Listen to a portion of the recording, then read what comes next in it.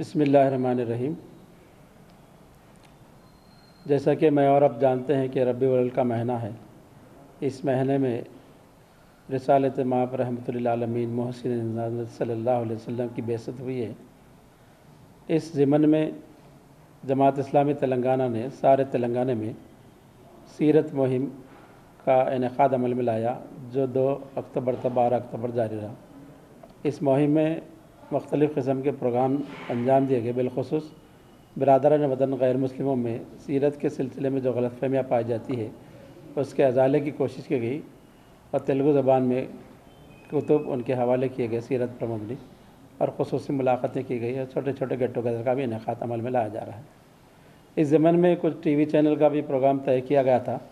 چنانچہ آج جناب عبدالعزیز صاحب، صدر MPJ movement for peace and justice Andhra Pradesh, بعنوان سیرت النبی صلی اللہ علیہ وسلم اور آپ کی بعثت کا مقصد، اور اس تناظر میں امت مسلمہ کا سیرت کے تئیں کیا مقصد ہونا چاہیے، ایک 10 منٹ کا آپ کے سامنے خطاب فرمائیں گے۔ الحمدللہ رب العالمین والصلاة والسلام علی رسولہ الامین۔ قال اللہ تعالیٰ فی القرآن المجید اعوذ باللہ من الشیطان الرجیم بسم اللہ الرحمن الرحیم وما ارسلناک الا رحمۃ للعالمین صدق اللہ العظیم۔ اس موقع پر جو اہم بات جماعت اسلامی کی مہم سے متعلق ہے، جو اب اختتامی مراحل میں ہے، جس کا بنیادی مقصد برادران وطن میں بالخصوص اور دیگر اور طبقات کے اندر بالعموم پائے جانے والی بعض غلط فہمیوں کا ازالہ کیا جائے۔ اس لیے ہوتا یہ ہے کہ ہم ایک ساتھ زندگی تو گزارتے ہیں، ایک ساتھ رہتے بھی ہیں، کاروبار بھی کرتے ہیں، لین دین بھی کرتے ہیں، لیکن ایک دوسرے کے طور طریقے، رسم رواج، عقیدے اور مذہب کے بارے میں بہت کم معلومات ہماری ایک دوسرے کی ہوتی ہے، یا زیادہ تر وہ ہوتی ہیں جو روایتی طور پر ہمارے ہاں منتقل ہوتی ہیں۔ تو جماعت اسلامی کی یہ مہم اس بات کی کوشش ہے کہ اس کو بنیادی طور پر راست طور پر اس طرح لوگوں کے سامنے پیش کیا جائے کہ پہلی بات تو بنیادی یہ ہے کہ اس جو کائنات کا پیدا کرنے والا ہے اللہ تعالیٰ، جس کو رب العالمین کہہ لیجئے، دا کریٹر آف دا ارتھ یا کریٹر آف دا یونیورس کہیے، کئی نام اس کے ہیں، بلکہ ہزاروں نام اس کے ہیں۔ تو یہ ایک کسی ایک مذہب کا، کسی ایک طبقے کا یا کسی ایک جاتی کا پیدا کرنے والا نہیں ہے، بلکہ اس پوری کائنات کو، کائنات کی چیزوں کو، کائنات کے اندر مخلوقات کو سب اس نے پیدا کیا۔ تو یہ جو پیغام ہے وہ سب تک پہنچنا چاہیے کہ ہم سب کا خدا ایک ہے۔ اس کو کہیں گے آپ، ہمارے درمیان میں ایک یونٹی پائی جاتی ہے۔ وہ یونٹی یہ ہے کہ ہمارا کریٹر جو ہے، ہمارا پیدا کرنے والا خالق ہے، ٹھیک اسی طرح اس خالق نے ہماری ہدایت کے لیے جن انبیاء کو بھیجا تھا، اس میں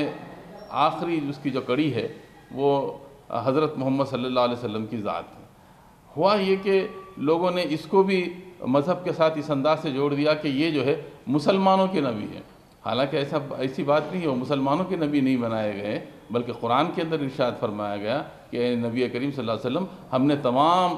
انسانوں کے لیے آپ کو رحمت بنا کر بھیجا، تمام عالموں کے لیے آپ کو رحمت بنا کر بھیجا۔ اس عالم میں یہ دنیا بھی ہے، اور ایسی کئی دنیایں ہیں جس کے لیے آپ کو ہم نے رحمت بنایا۔ تو ایک نبی کو صرف ایک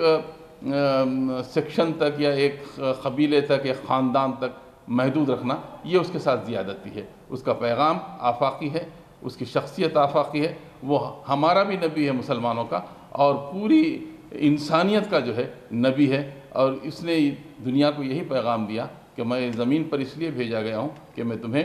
اللہ کی دین اور اللہ کی تعلیمات اور اللہ کے بھیجے ہوئے جو عقائد ہیں اور اس کے جو طریقہ کار ہیں، اس تک میں تم کو پہنچاؤں، اور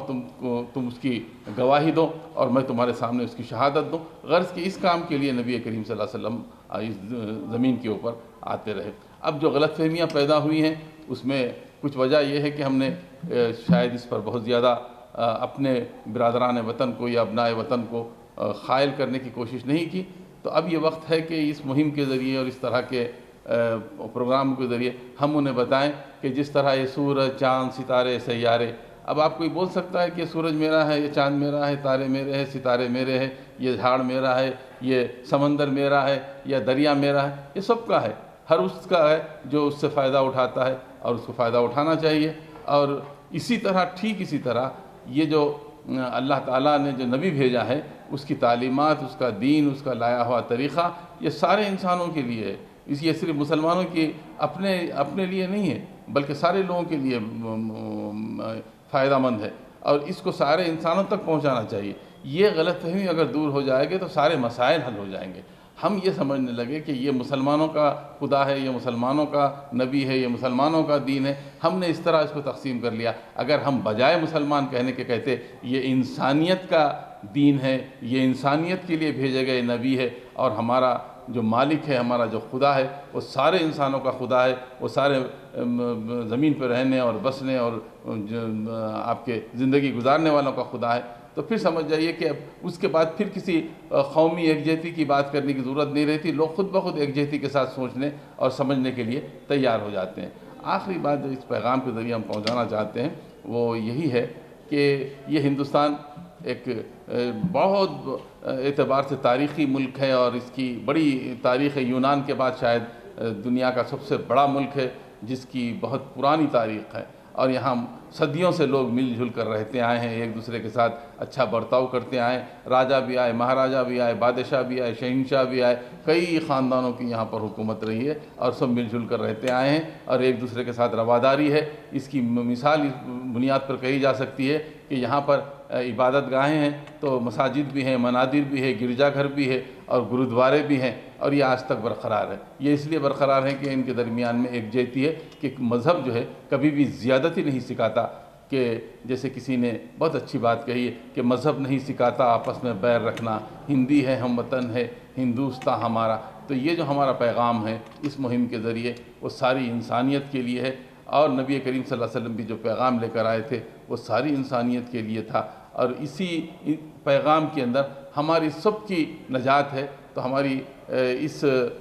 ٹی وی کے مادھیم سے یہی خواہش ہے کہ لوگ اس پیغام کے قریب آئیں، اس کو سوچیں اور اس کو سمجھیں، اور اس کو عام کرنے کی کوشش کریں، اور اس کو کسی ایک خاص جاتی، کسی ایک مذہب، کسی ایک قبیلے، کسی ایک خاندان سے جوڑنے کے بجائے اس کو انسانیت کے ساتھ جوڑنے کی کوشش کریں۔